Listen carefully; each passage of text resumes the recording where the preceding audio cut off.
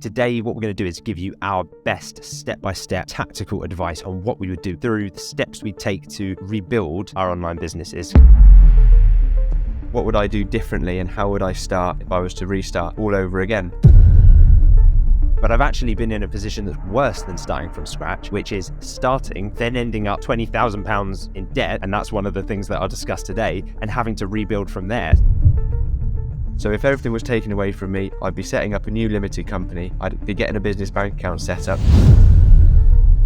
Once you have the business up and running, you're making good sales, the next challenge comes along, which is kind of like, okay, now I'm getting kind of busy here because I'm like fulfilling orders, I'm answering a couple of customer emails every day, like there's stuff happening and it's not stressful. But if you wanted a lifestyle business, the next question becomes, well, how do I now remove myself as the founder of the business and put in place a team?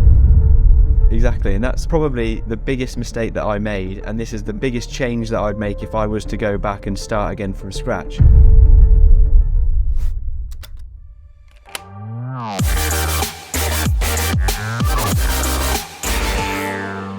Welcome to the Dropship Unlocked Podcast, where we unlock the secrets to high-ticket dropshipping and achieving financial freedom.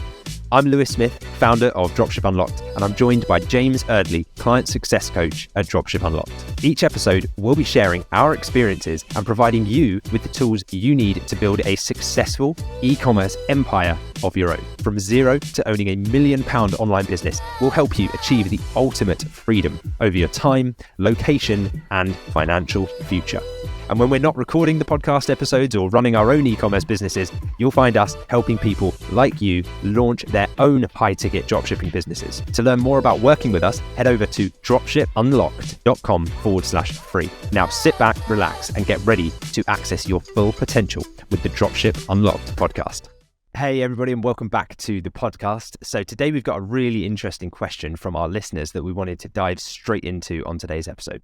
Yes, we've been getting this question quite a bit lately, and so we thought it'd be helpful to dedicate an entire episode to discussing it.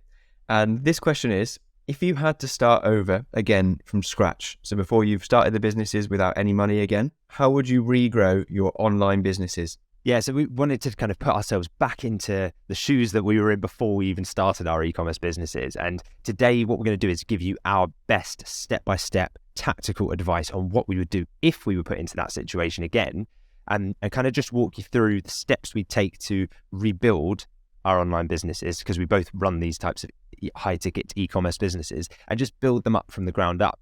And it's funny to think that actually I have been in this position, and you have as well, James, right? Because it's how we got here. We didn't start from anything. We started from scratch. We built these businesses ourselves. So today's episode should be a good one. Exactly. Actually, for myself, it was only going back maybe just over 2 years ago, 2.5 years ago. So not long ago. So it doesn't have to take too much effort for me to think back to those times, think back to how I was thinking before I started.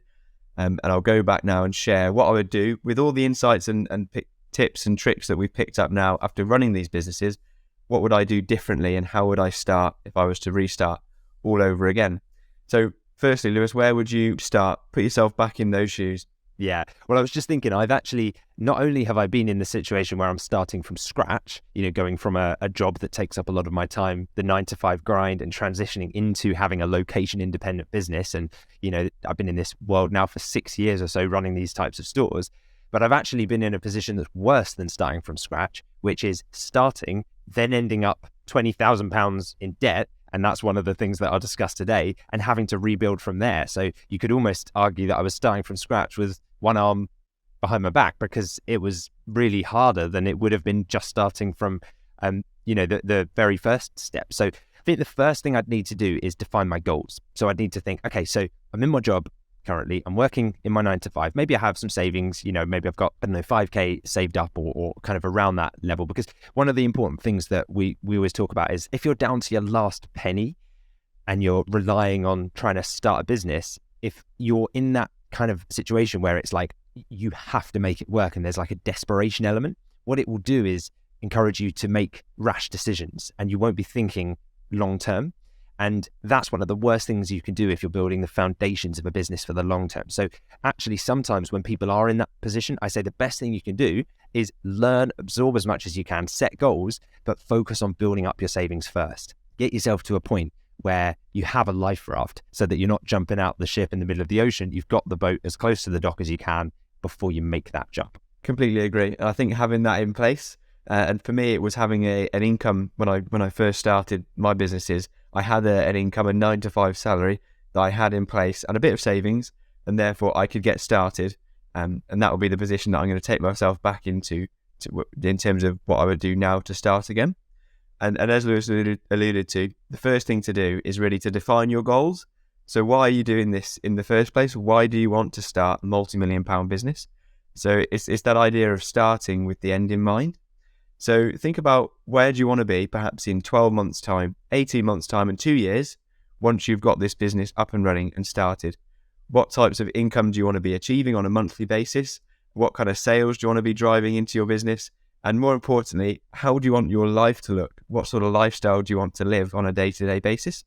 So for me, it was very important, and that what I had as my clear goal when I started was that I must replace my 9 to 5 salary as an absolute first priority with online income. And so that, in my head, I was like, that is my absolute focus. So between £1,500 to £2,000 a month, I knew that was going to be enough then to cover my salary at that point.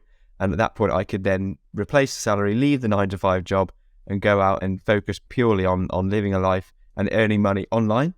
And so that was my goal from the very start. And I'll dig into that as well. Really, you have to go deep in that. Why do I want to actually replace my salary with an online income?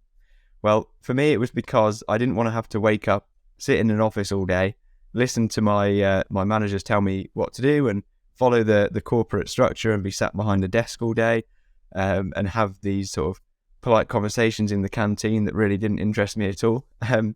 Instead, I wanted to be able to wake up when I wanted to wake up, go to the gym if I wanted to start the day with the gym, then do my work from a laptop from anywhere in the world, earn money while I'm doing it, and then do what I want again for however long I want to do work for, and do what I want for the rest of the day. So that's what I had in mind. So it's important as well for anyone getting started, know exactly what your goals are in terms of income and lifestyle before you get started. Yeah, I completely agree with that. I remember working in my 9 to 5 role before in the corporate world, and I worked with some incredible people, some very talented, high achieving people who were well suited to the industry that I was in.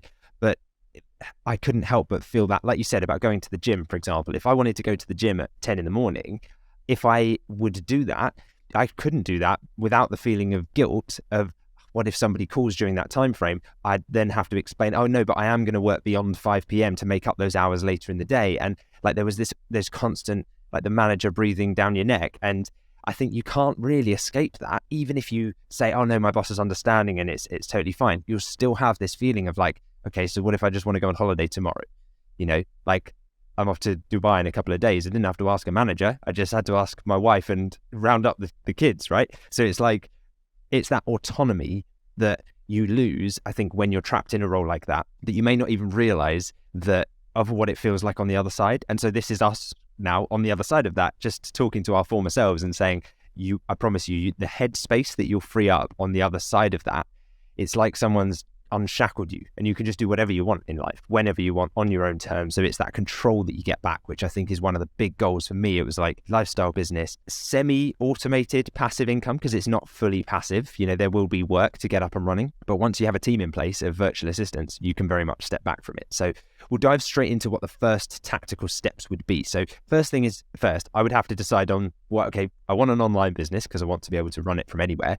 So what kind of online business do I go for? And there are a few options. I've got a few here that certainly I considered when starting out. So there were things like Amazon FBA, where you'd order products in from China. Now, for me, that was a big risk because I thought, well, I can use tools like Jungle Scout and, these product research tools, but ultimately I could order them and then there could be some problem with the products. And I've just dropped 5K on loads of products in a shipping container that make it over and they're all damaged or they're all faulty or, there's some reason why Amazon won't take them. And then I'm forced between like, okay, what do? Do I try and liquidate my costs on eBay and then they take a huge cut? And like, it seemed like an inefficient and high risk use of capital at that point. So I ruled that out and thought, I don't want to go down that. Maybe later I decide to build a private label brand, but there's something that doesn't sit right with me about Amazon because of the amount of members we get now at Dropship Unlocked who come to us and say, I had a business on Amazon and then Amazon shut it down, or Amazon launched a competing brand and it just took away my business overnight. So the next thing is affiliate marketing. That was the next thing I considered, which is where you refer people to products or services and you try and build traction that way. Now, that can work for sure, but when you're just starting out, if you don't have too much experience in that industry, you need to drive traffic somehow. Now, you can either drive paid traffic, which again costs money and might make it prohibitive in terms of eating up any profits you make. Or if you don't do that, then it's slow. It can be a slow process to get up and running. And again, you could just Google changes something in their ranking algorithm and suddenly your income just dries up overnight. And I know friends that have been in that position and it's really unstable. So I think that was the reason I ruled affiliate marketing out as a starting business. I'm not saying these things don't work. They absolutely do. And you can tack them onto a high ticket brand. But that was why I ruled that out. The other obviously one, low ticket dropshipping, products from China, AliExpress, ship them over, takes 30 days for some crumpled up little e-packet to arrive after a disappointing customer experience after they saw an Instagram or a Facebook ad showing this amazing product with this really cool video, and then they're just like completely underwhelmed when it arrives. So much admin involved, so little profit on every order. There's like customs, import taxes and things you have to consider. Just for me, too much stress, too much hassle. I went down that path, didn't like what I saw, and high ticket dropshipping for me ticked all the boxes because I thought, well, I can work with UK suppliers, so no customs importing, selling high ticket products, so making £400, £500, £600 profit on an order if it's say a £2,000 order, which we sell multiple of every day in our stores. And then it's just low maintenance. It's like, well, if I'm making £600 per order in profit, I probably only need a couple of sales per day to replace like a monthly salary, right? £1,200 in profit per day if you're making 2 orders at £2,000. So that was why it ticked all the boxes for me, and that's why I settled on high ticket dropshipping.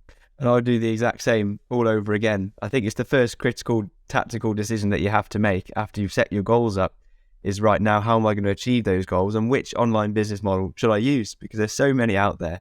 So you, as you say, you go through each one, and the way that I like to decide on which one to go for, as well as all of the points you've mentioned, Lewis, is put those business models up against your lifestyle and income goals. And which one of those business models is going to allow you to live that lifestyle that you want? So going back to my lifestyle that I wanted to have was to leave the 9 to 5 quickly, and also not have to be constantly chasing people or chasing orders from low ticket, doing lots of admin. I wanted to be able to outsource the admin side of the business as quickly as possible so I could do what I wanted, exactly go to the gym in the morning, go to the beach in the afternoon, and that sort of thing. That was my ideal lifestyle that I had in mind. And high ticket dropshipping, again, ticks all the boxes because we can outsource the lower amount of admin quickly to a VA because there's less orders to handle and less customers to look after. And also because of the high ticket nature and the high profit per order, it won't take long before I can quickly replace that salary that I needed to get. So if you think about each order giving you a profit of about £300 and I wanted to cover a salary of £2,000, I'd only need 6 or 7 orders per month in order to cover that salary that I had. And that was a very manageable in my mind that I could achieve that level of orders. And so high ticket dropshipping would be my decision. And it would be my decision again in terms of which business model to choose and to go after. So the next thing I do is I would find my tribe. So it's very, very difficult if you're trying to build one of these businesses and you're a lone ranger, operating on a desert island all on your own and you've got no one to ask any questions of. From my experience, it's so much faster to learn from the mistakes of other people that they've made ahead of time and just navigate a much easier path. Take the path of least resistance to the end goal. There are people who've done this before. Don't try and reinvent the wheel. So I would say, who else is looking to achieve what I'm trying to achieve and who else has already achieved it? Who can I learn from? How can I shortcut that route to success? So I'm still going to have to put in the work, but how can I just navigate a path where I know that it's a proven road map that we can actually get up and running with? So yeah, I'd, find mentors, I'd find a tribe, I'd find a group of people, whether that's online or whether that's in person. You've got to get around other like-minded people. And because I think what that does as well is it raises the glass ceiling of what you believe is possible. You think, oh, okay, if I could make a couple of sales a day, I could maybe make like £500-600 in profit per day. And then you meet someone who does £30,000 in sales per day. And you're like, oh, wow, I was just scratching the surface. And, but the person who's making £30,000 in sales per day meets the guy or the girl who's making £100,000 in sales. And then their mind is blown by it. So it's like, there's so much power in unlocking your limiting beliefs by getting around other people who are way ahead of where you are now. It's one of the best tips I could give. Absolutely. And think about, if you're trying to achieve something that you've never achieved before, then you need to surround yourself with people that have achieved that before and can tell you the exact steps to get there. So the way I like to think about it is, if you've gone to a new supermarket for the first time, right, and you're walking down each aisle and you're trying to find the baked beans. Now, you can either go up and down every single aisle until you find the baked beans and spend the whole time circling the supermarket, or you can go straight up to a shop assistant and say, where are the baked beans? And they'll take you straight to the baked bean aisle, and you've got there within 10 seconds. And it's the exact same way that I think about mentorship and getting around people that have already achieved the goals that you want to achieve. You can either take the long route and decide to do all the aisles yourself until you find that goal that you're searching for, which you'll eventually find, but it's going to take you a lot longer and a bit more stress and hassle to get there. Or you can go directly to somebody that's done it before, give you the quick shortcut or the navigation that you need to find that goal or get to that goal as quickly as possible, and then you can reach it with a lot less stress and less hassle to get there. So think about that when you're trying to achieve a new goal. Think about who can you get around that's already achieved it. And also, there's something to be said about getting around a tribe of people that are also trying to achieve that goal. So people that are also on the same journey. So when you meet inevitable obstacles and roadblocks on your way to achieving a goal, you can bounce ideas off each other. You can help each other out because you're all in that sort of collective mindset. You've all got the same goal that you're aiming for. And that makes a huge difference. When things do get difficult, you've got people to rely on, you've got that support, and you've also got the tactical knowledge and tips and tricks that you can use to eventually get to your goals, which is what you want. So it's absolutely a shortcut to progress, I'd say, getting around mentorship and teams. And as well as the mentorship, it's good to have some training or some actual tactical strategies and a step-by-step guide to get from where you are now to the goals that you want to achieve. So think about how you're going to get there, find these people, but also follow a training with some structure, so you can put all that energy that you've got to achieve your goals through a clear structure until you get to your goal at the end. Yeah, exactly. And I think sometimes people expend so much effort and energy, but they're just on the wrong path. And that's the difficulty. Like, people come to us at Dropship Unlocked and we'll say, yeah, I've spent the last year working with this mentor, who's on the other side of the world, and I've built this store. It's amazing. I've been running ad campaigns, but I just can't figure out why it's not working. And I'm like, but you're not on the same path as them. You're in a different country. You're operating in a different market. Like, you've got to find people who are on the same path as that you're on, so that if you follow it, you'll end up where they end up. There are huge differences between these types of business models and stuff. So you can't just assume that if you're taking a model from someone on YouTube who's maybe in a different country, that it'll just work for you here in the UK as well. So that's the thing I would consider, is make sure if you're going to expend that effort, do it on something that's worthwhile. And it reminds me of the famous Abraham Lincoln quote where he says, if I had an hour to chop down a tree, I'd spend the first 45 minutes just sharpening my axe. And it's like, spend your energy where it's going to then create you the foundations of a business in the future. Don't just be a busy fool, working on tasks that aren't going to get you anywhere and just spinning in the hamster wheel and then say, well, I'm exhausted. Today I launched an ad campaign and built a store. Like, if they're not the right kind of ad campaigns or the right kind of stores, then it's all wasted, because you have to shut it all down anyway when it doesn't work and then go and try and learn it again. And the worst thing that could happen is that you end up giving up because you say, oh, that didn't work, and you write off the whole model, but it's just because you didn't have the right direction from the beginning. That's it. And that's it. From the beginning, it essentially is why it's so important before you try and start things. It's good to have that training in place so that you've got the right foundation set up from the very start. So for me, I started without any training, and I just went, like you say, Lewis, I just got busy trying to work out where my efforts were best placed. And I didn't know what to set up. I didn't know whether to be as a limited company. I didn't know whether to have a business bank account. All of these sort of questions that are the absolute foundations to an online business, I had no idea where to start. And so that training, or having some sort of training involved, gives you the right idea in terms of what should I do to get the foundation set up. So now I know that having a limited company set up and also having a business bank account is crucial for you to be on the right platform for success. So if everything was taken away from me, I'd be setting up a new limited company. I'd be getting a business bank account set up so that that's all separate from my personal finance. And then you've got yourself ready in a good position to grow from there. But make sure you've got those foundations in place first before you start any of the tactical stuff, any of the ads, any of the choosing the products that people want you to go in and do straight away.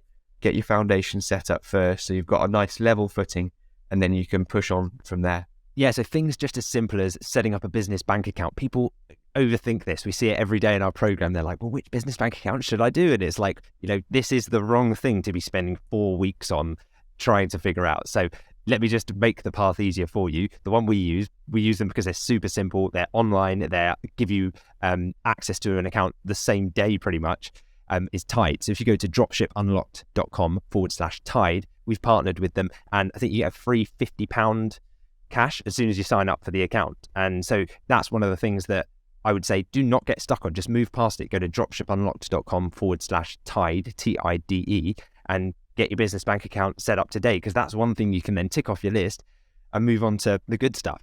Now, the first thing I would do once you have your business bank account set up, once you're kind of ready to go, is start thinking about niche selection. So with niche selection, when we talk about a niche, we're thinking, well, which products do we want to sell? That might not be one specific product, because we build stores within niches, so like a category of niches. Now, the first thing I'd say is don't try to be too restrictive on yourself when you're thinking about what to sell. First, just brainstorm some ideas. Get 50 niche ideas or product ideas down on paper. Open up a note on your phone, and just as you're walking around town, just kind of start jotting some ideas down as you see things. Now, the first thing that I would do once you have that list of 50 is start putting them through our first criteria. And we have, I think, 9 of these criteria inside the program. But the first thing is customer demand.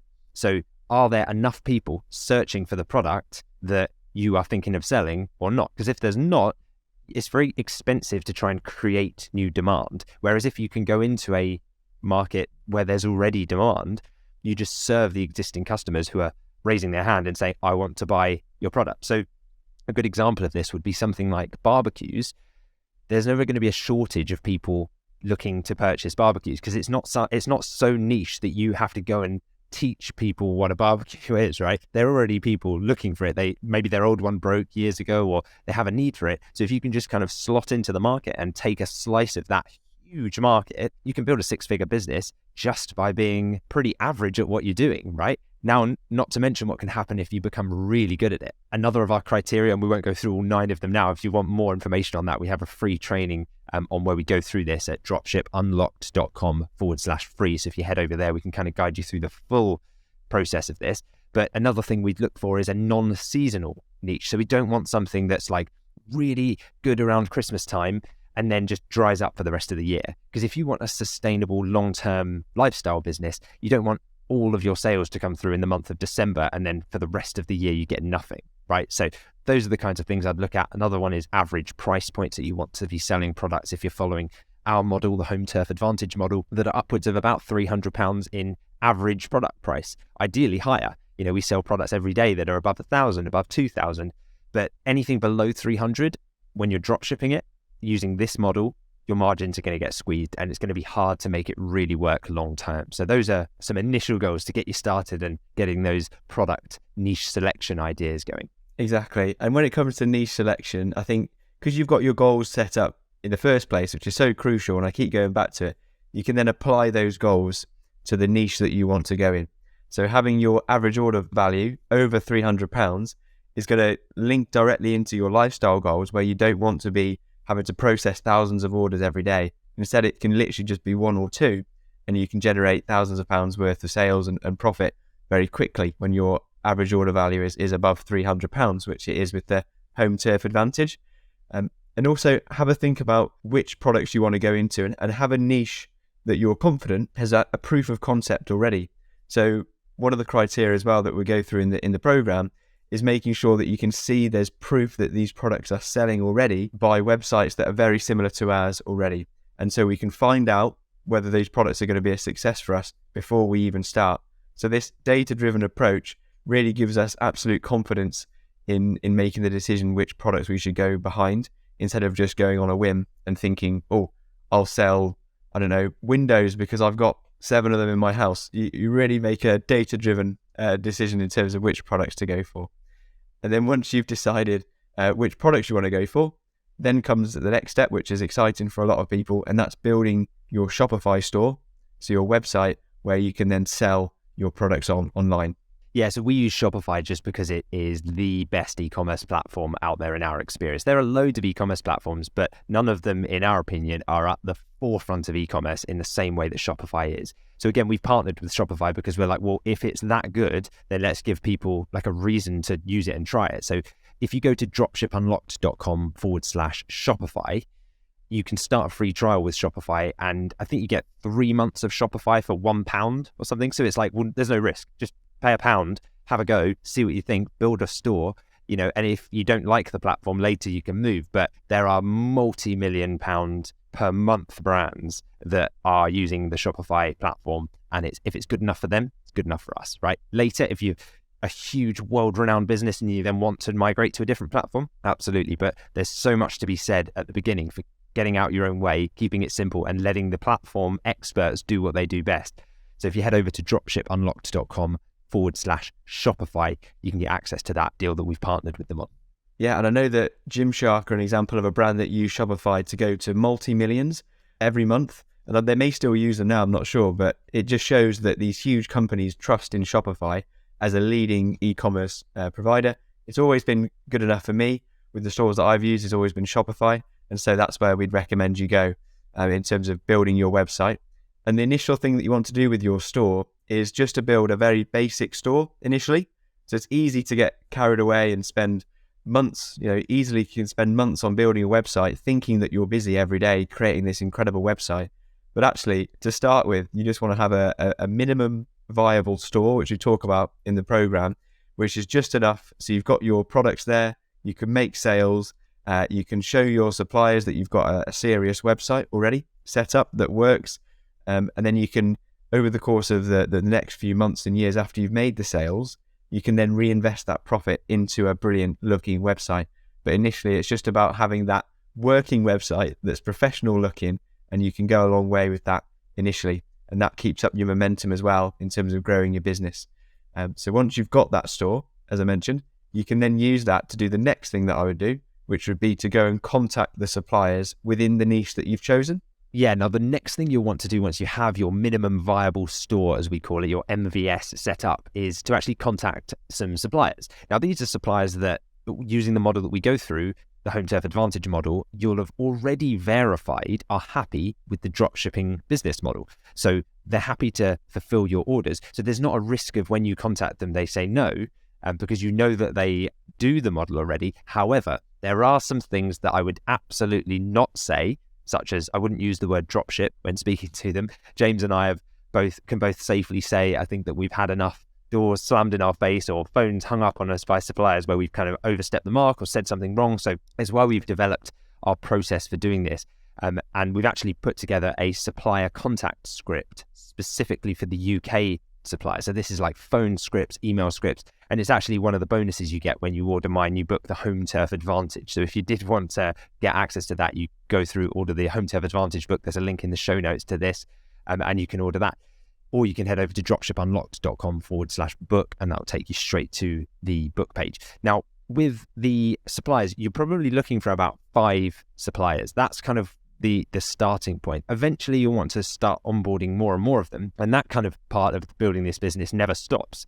I'm 6 years in and we're still onboarding suppliers now for our stores. But if you can get 30 to 40 high ticket products from those 5 suppliers, what that does is diversifies your risk.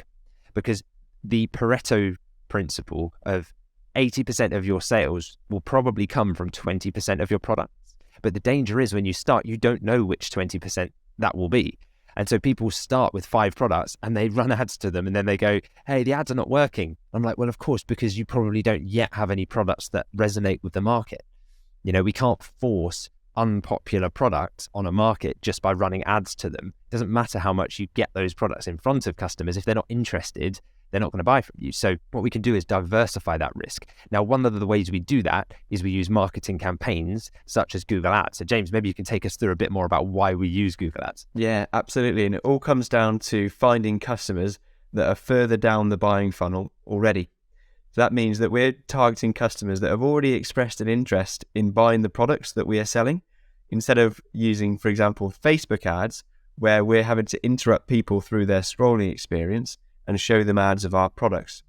So that's a very disruptive marketing technique that you can use with Facebook ads, but that comes with a lot more difficulty, more ad spend, because you're trying to target cold traffic that haven't already expressed interest in your products. Instead, with Google ads, that's the reason why we use Google ads, is because we can target people that are using keywords when they search on Google for the products that we sell. And specifically, they're also using buying intent keywords. So if you're selling barbecues, we can run Google ads so that our ads show when people search buy barbecue UK or something like that, or UK barbecues online. These are clear online search keywords that show buying intent, and we can get our ads showing for those search terms. And you can see how a customer that's already shown an interest being served that ad is going to be a lot more warmed up and ready to buy than somebody who's just scrolling on Facebook looking at their family's photos and then is suddenly hit with a barbecue ad. So that's the reason why we use Google ads. And then once you've got your Google ads set up, which we'll show you in the program, of course, you just then have a process of continued optimization using the data that you get, the teams and teams of data that Google provides. We can make the most of that and use that to inform our decisions about how we're going to optimize the marketing campaigns going forward. Yeah, and the important thing to mention is it's very evergreen. People think running ads has to be this hugely complex process. We probably log into our ads account maybe once a week, make a couple of tweaks here and there. Like, we're not going in there all the time every day. So it's we call it search intent marketing with Google versus disruptive marketing on Facebook. If you're scrolling through your Facebook or Instagram or TikTok feed and you see an ad, that's trying to disrupt your social browsing experience. Whereas on Google, you searched for the product, so you're way more likely to be interested in it. So if we can get in front of those customers, then that's kind of the holy grail. That's how we can make a higher conversion rate, which means our marketing spend is lower per sale, which makes us more profitable overall and means we can scale. So yeah, absolutely. Google Ads is the way forward for this kind of business. And once you have the business up and running, you're making good sales, the next challenge comes along, which is kind of like, okay, now I'm getting kind of busy here because I'm like fulfilling orders, I'm answering a couple of customer emails every day, like there's stuff happening and it's not stressful. But if you wanted a lifestyle business, the next question becomes, well, how do I now remove myself as the founder of the business and put in place a team? So the first thing we do is we look to try and set up processes. So before you hire your first virtual assistant or VA, we would look to document the processes. So we use things like Asana, great project management tool, to kind of step-by-step outline what needs to be done in every situation. So for example, when forwarding an order, these are the steps to do. When dealing with a customer issue or question, these are the steps to take. And you'd be surprised that if you can capture that information from your own brain, put it into a process, a lot of it you can actually automate by using something like Zapier, I don't know how you pronounce it, which is an automation tool where you can kind of connect one app with another. So you could connect Shopify with Gmail or connect Google Ads with Shopify. There are all of these different kind of automations that you can use to do things that don't require human involvement anymore. And anything that you can't automate, you outsource. And that's where your first virtual assistant hire, who comes in and can take over the day-to-day running of the business for you, and you can really step back. And that's when the fun stuff begins. That's when you can begin to look to scale up. Exactly. And that's probably the biggest mistake that I made. And this is the biggest change that I'd make if I was to go back and start again from scratch, would be to hire that VA a bit earlier than I actually did myself. I can't speak highly enough of having a virtual assistant. So instead of doing all of the day-to-day activities yourself, you can outsource the running of your business. So the customer service, the uploading products, the making sure that the inventory is all correct and the products are all in stock. Outsourcing that to a VA suddenly frees up your time to focus purely on growing the business, scaling the business, and doing what you want with your time again. So starting again from scratch, that would be a big tip, would be as soon as you're able to cover a VA with your profit, or make sure you've at least got 2 times VA wage with the profit that's coming in every month. Get a VA involved, free up your time, and then you'll be able to scale the business beyond 6 figures into 7 figures. And then that's when you can really sit back, enjoy the fruits of your labor, all the work that you've put in to get to that point. And you can see that the business is a process, and it's one that doesn't need your everyday involvement. So now with the increased time and freedom that you've got, now that you've got a VA in place, you can focus on the income generating tasks to really grow your business. So for example, you can really increase the value that you provide to customers and therefore increase the average order value that you receive with every order from your customers. Yeah, absolutely. AOV is one of the huge things that will make running the business so much more profitable, because for the same cost of acquisition, the cost of ads to acquire a customer, it's the same thing again. So these are all things that I appreciate. If you are starting from scratch, they're not things that tactically you're doing straight away, but once you've followed the steps that we mentioned earlier in this show, these are the next things that I would do again. So increasing the average order value is one thing, increasing conversion rate is another thing. So I might try that myself, or I might use some of the profits that the business have generated to hire in a specialist team to come in and look at our website's conversion rates and say, here's how you could increase it, and do some split testing. Another thing is what's called lead value optimization. So that's where you say, well, for every lead that we're getting coming into the business, so for every customer's email that we collect on a opt-in form or a newsletter pop-up, those kinds of things, what are we then doing to try to liquidate the cost of acquiring that lead in the first place? So this is like back-end monetization. So this is where it does get a bit more advanced, but you start thinking, well, okay, say I paid £5 for a lead or £10 for a lead, doesn't really matter. Whatever you paid for a lead, if you can find a way of, in the follow-up emails, whether they purchase from you or not, making back that £5 or £10, you can scale indefinitely, because you've basically not spent anything on marketing, because you've offset that with these things. So it all sounds great in theory, but what about putting it into practice? Well, some practical ways you can do that are affiliate schemes. For example, are there things that you can refer your subscribers or customers or newsletter recipients to that they would benefit from, because you know that they're interested in the niche that you're in? What could you refer them to that's different? So for example, with barbecues, is there some kind of like subscription service you could refer them to where you get a percentage of everybody who you send to sign up to it? Like ingredient deliveries or recipe guides or some like video online courses in the niche that they're in. Like, there are all these things you can do where you're sending them to third parties, but you can also cross-sell them to other stuff within your store, or even on related stores. So you can partner with other similar brands, or actually you could just repeat the process again and say, I'm going to launch another store now because I've got this one up to, 6 figures per month. Say it's doing £100,000 per month. The next big move for you that really moves the needle might not be tinkering around with like things within the store. It might just say, hey, let's go from 0 to 100,000 a month on another store and just do the same again. Because when you do that, you already have the processes. Those Asana checklists that you made, those Zaps that you set up in Zapier, the team that you hired are all trained already in this business model. So you can just have them also manage this, or you can have them train the team that then manage the next business. So that's where it becomes a real system, and you can start to build a portfolio of these stores, which leads into the next thing that I'd probably do is look to sell one of these businesses, look to exit from it to generate the kind of life-changing cash injection that could come from selling one of these. So I was just looking at my calculator on my phone. Imagine you got your business up to £5,000 in profit per month, right? So with a high ticket store, that is much closer than you would think. That's not that many sales per day to get to that point. So imagine 5,000 per month is your net profit, right? So not your sales, your net profit from the store. These stores are selling every day to investors, personal investors, business investors, venture capitalist funds, all kinds of business purchasers for 20 to 35, even beyond, even 40 plus times the monthly net profit. So say it was 35 times the monthly net profit, 35 times the 5,000 net profit. You're looking at a sale price of that business of £175,000, and you would just hand over the keys to the investor and say that now is your business. And for them, it's a great investment, because in 35 months, if they do nothing, they'll have made back their full investment, and beyond there, it's full profit. So it's funny, like that's a whole separate episode topic, but I would probably do that if I was doing this the first time again, because then you can use that 170 and say, right, now I'm going to play big in a new market or launch a different brand. And so, yeah, that's one of the amazing advantages of running these types of businesses. You're creating a saleable asset, which isn't the case with a lot of the other business models we talked about. Exactly. I think once you've got to that point, that's exactly how we'd go through from start to finish. Then you get to that point with the big sale at the end, or you carry on with your monthly income that you've generated.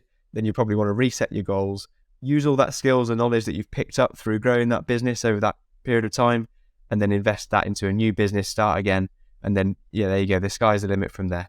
Just a quick heads up, if you'd like to share your questions, stories, successes, or challenges, you can email us directly at podcast@dropshipunlocked.com. And you never know, we might even feature you on the next podcast episode. Also, if you want access to today's show notes or any of the resources we've mentioned in the episode today, then head over to dropshipunlocked.com/podcast. We also have a small favour to ask of you. If you enjoyed the show so far, you could take a minute to leave us a rating and review on your podcast platform of choice. You wouldn't believe how much your reviews help us grow the podcast. We'll even read out some of our favourites on the next episode. So if you want to be featured on the show, please do go ahead and leave us a review today. Thanks so much for your support. We really couldn't do it without you, and we absolutely love hearing what you think of the podcast.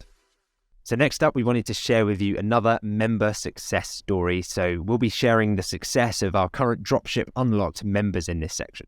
Yes, I love this part of this episode where we get a chance now to speak about the success that one of our members have had. So I'm just going to read out what he shared into the Facebook group.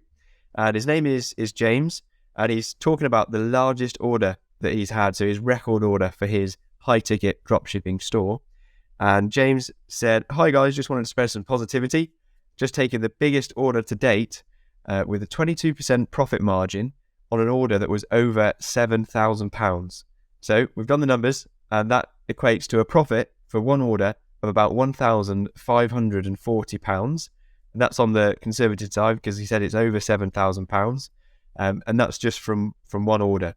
So think about a lot of people's monthly take-home pay is £1,500, but James has made that from one sale. That's not me, James, but another James that's part of our Dropship Unlocked community. But he's made that from that £1,500 profit from one sale, and it's amazing to see that success. Yeah, that's incredible. I love to hear stuff like that because it's great when somebody makes a big sale and they say, I've made £7,000, but you actually haven't made £7,000. You've made that in sales. So the next question is always, but what's the profit margin on that? Well, hey, now you know, £1,540 on a single sale. So James might have made 2 or 3 sales, like slightly smaller sales later that day and way exceeded that. But that's profit in a day. Now he could take all of that profit out of the company if he wanted to and just use it for himself. Obviously he's going to pay tax on it and stuff, but so imagine if he was just doing that once a day eventually. I'm not saying he's doing it now, but when he gets to the point where he can do that once each day, that's a net profit of £46,200 across the month. So that's not bad. That's profit as well on that. So imagine what that kind of store would sell for. So yeah, incredible work, James. Well done. And hopefully that's the first of many big orders that you get coming through to your store. Thanks for tuning in to today's episode of the Dropship Unlocked podcast.